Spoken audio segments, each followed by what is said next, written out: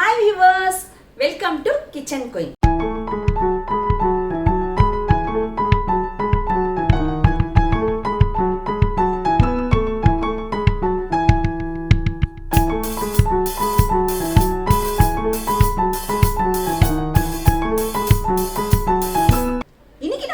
Recipe சீரக சம்பா chicken biryani. இது வந்து தலப்பாக்கட்டி பிரியாணி ஸ்டைலில் நான் பண்ண போகிறேன். இது வந்து நீங்கள் ஃபுல்லாக பார்த்தீங்கன்னா தான் உங்களுக்கு ஃபுல்லாக புரியும். ஏன்னா நம்ம சாதாரணமாக செய்கிற பிரியாணி மாதிரி இல்லாமல் இது கொஞ்சம் வேறு மாதிரி செய்ய போகிறோம். அதனால் இந்த வீடியோவை நீங்கள் ஸ்கிப் பண்ணாமல் ஃபுல்லாக பாருங்கள். வாங்க இப்போ வீடியோக்குள்ளே போகலாம். 3/4 கிலோ சிக்கன் வாங்கி நல்லா கழுவி வச்சுருக்கேன். இப்போது இதை வந்து நம்ம மேரினேட் பண்ண போகிறோம். 1 கப் தயிர், 1 ஸ்பூன் உப்பு, 1 ஸ்பூன் மிளகாய்த்தூள், 1 ஸ்பூன் இஞ்சி பூண்டு விழுது, 1/2 ஸ்பூன் மிளகுத்தூள், 1/2 ஸ்பூன் மஞ்சத்தூள் போட்டு நல்லா மிக்ஸ் பண்ணி விட்டுருங்க.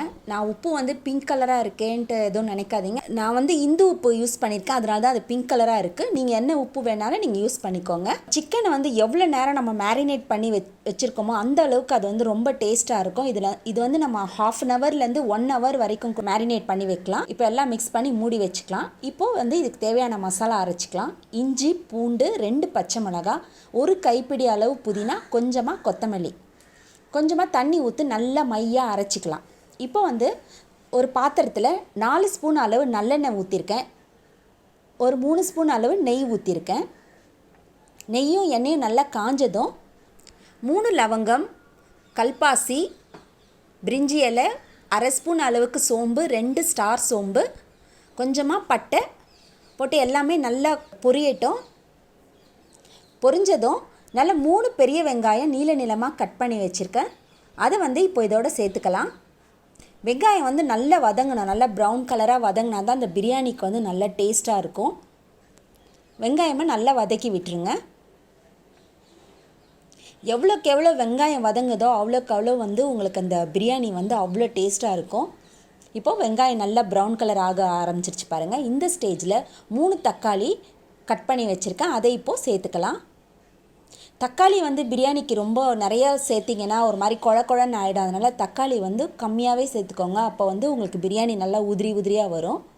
இப்போ நம்ம அரைச்சி வச்சுருந்தோம் இல்லைங்களா, அந்த இஞ்சி பூண்டு புதினா கொத்தமல்லி பச்சை மிளகாய், அந்த விழுதை இப்போ இதில் சேர்த்துக்கலாம். சேர்த்துட்டு நல்லா கிளறி விடுங்க. இதனுடைய பச்சை வாசனை போகிறது வரைக்கும் நல்லா இதை கொஞ்ச நேரம் ஒரு 5 நிமிஷம் இதை அப்படியே கிளறி விடுங்க. பாருங்கள், நல்லா அந்த புதினா கொத்தமல்லிலாம் வெந்து அந்த எண்ணெய்லாம் பிரிஞ்சு வர ஆரம்பிக்குது.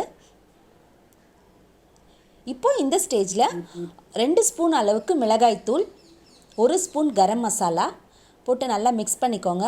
காரம் வந்து நம்ம ஆல்ரெடி சிக்கன்லேயும் நம்ம மிளகாய்த்தூள் போட்டிருக்கோம், பச்சை மிளகாய் அரைச்சிருக்கோம். அதனால் நான் 2 ஸ்பூன் போட்டிருக்கேன். உங்களுக்கு இன்னும் கொஞ்சம் காரம் அதிகமாக தேவைன்னா நீங்கள் 1/2 ஸ்பூனோ இல்லை 1 ஸ்பூனோ போட்டுக்கோங்க.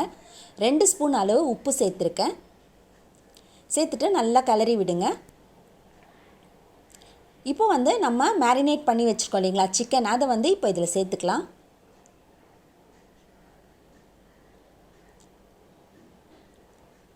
சேர்த்துட்டு நல்லா பெரட்டி விடுங்க. இப்போ வந்து நம்ம எதுவுமே இதில் தண்ணியெல்லாம் ஊற்றக்கூடாது.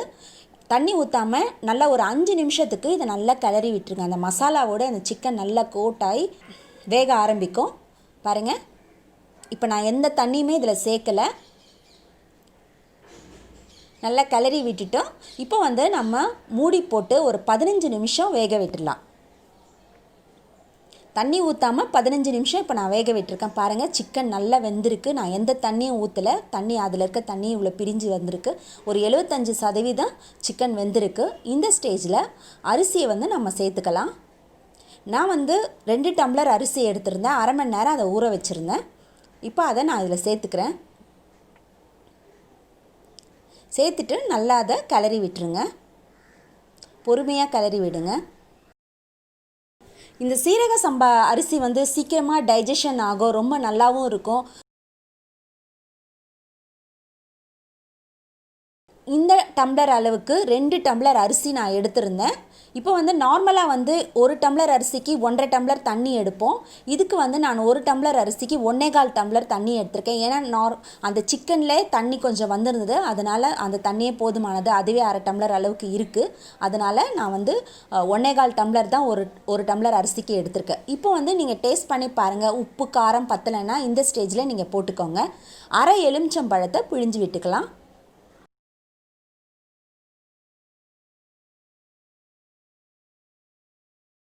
பிழிஞ்சு விட்டுட்டு நல்லா கிளறி விட்டுட்டு இப்போ வந்து நம்ம மூடி போட்டுடலாம். ஒரு 10 நிமிஷத்துலேருந்து 15 நிமிஷம் ஆயிடுச்சுன்னா பாருங்கள், நல்லா அந்த தண்ணியும் அரிசியும் நல்லா வெந்து வந்துடுச்சு. இப்போ வந்து நம்ம தம் போட்டுக்கலாம். இந்த பிரியாணிக்கு நீங்கள் தம் போட்டிங்கன்னா தான் ரொம்ப சூப்பராக இருக்கும். தம் போடுறது ரொம்ப கஷ்டமான வேலைலாம் நினைக்காதீங்க, ரொம்ப ஈஸியாக நம்ம பண்ணலாம். நம்ம வீட்டில் இருக்க பழைய தோசைக்கல்லை வந்து வச்சுட்டு அதுக்கு மேலே நம்ம அந்த பிரியாணி பாத்திரத்தை வச்சுட்டு நல்லா தண்ணியை வந்து ஒரு பாத்திரத்தில் நல்லா கொதிக்க வச்சுட்டு அந்த பாத்திரத்தை வந்து அந்த பிரியாணி பாத்திரத்து மேலே வச்சுடுங்க. வச்சுட்டு ஒரு 5 நிமிஷம் சிம்மில் இருக்கட்டும். ஸ்டவ் ஆஃப் பண்ணாதீங்க. 5 நிமிஷம் வச்சிங்கன்னா போதும். பாருங்கள், நல்லா அழகாக ரெடி ஆகிடுச்சு பாருங்கள். ரொம்ப ஈஸி தான் தம் போடுறது. தம் போட்டிங்கன்னா இந்த மாதிரி உதிரியாக நல்லா வந்துடும். தண்ணிலாம் லைட்டாக இருந்ததுன்னா எல்லாம் அப்சர்வ் ஆகிடும். பாருங்கள், சூப்பராக ரெடி ஆகிடுச்சு. கொஞ்சமாக புதினா கட் பண்ணி மேலே தூவிட்டு கிளறி விட்டுக்கலாம். பாருங்கள், எவ்வளோ உதிராக சூப்பராக வந்திருக்கு பாருங்கள் பிரியாணி. இது வந்து உண்மையிலே சொல்கிறேங்க, நான் வந்து ரொம்ப மிகைப்படுத்தி பேசுகிறேன்னா நினைக்காதீங்க. இன்றைக்கி அவ்வளோ சூப்பராக வந்திருந்தது. டேஸ்ட்டும் வந்து அவ்வளோ நல்லா அருமையாக வந்திருந்தது. நீங்களும் நான் சொல்கிற அளவில் நீங்கள் செஞ்சு பாருங்கள். 100% வந்து உங்களுக்கு கண்டிப்பாக நல்லா வரும். நீங்கள் வந்து திரும்ப நீங்கள் இந்த பிரியாணியை நீங்கள் செஞ்சு பார்ப்பீங்க. நீங்களும் உங்கள் வீட்டில் செஞ்சு பாருங்கள். உங்களுடைய ஃபீட்பேக்கை என்னுடைய கமெண்ட் பாக்ஸில் போடுங்க. என்ன வியூவர்ஸ், பிடிச்சிருந்ததா? நீங்களும் இதை உங்கள் வீட்டில் செஞ்சு பாருங்கள். உங்களுடைய ஃபீட்பேக்கை என்னுடைய கமெண்ட் பாக்ஸில் போடுங்க. நம்முடைய சேனலை சப்ஸ்கிரைப் பண்ணாதவங்க சப்ஸ்கிரைப் பண்ணிக்கோங்க. பக்கத்தில் இருக்க பெல் பட்டனை மறக்காம கிளிக் பண்ணிக்கோங்க. மீண்டும் உங்களை அடுத்த ரெசிபியில சந்திக்கிறேன். Until then, bye.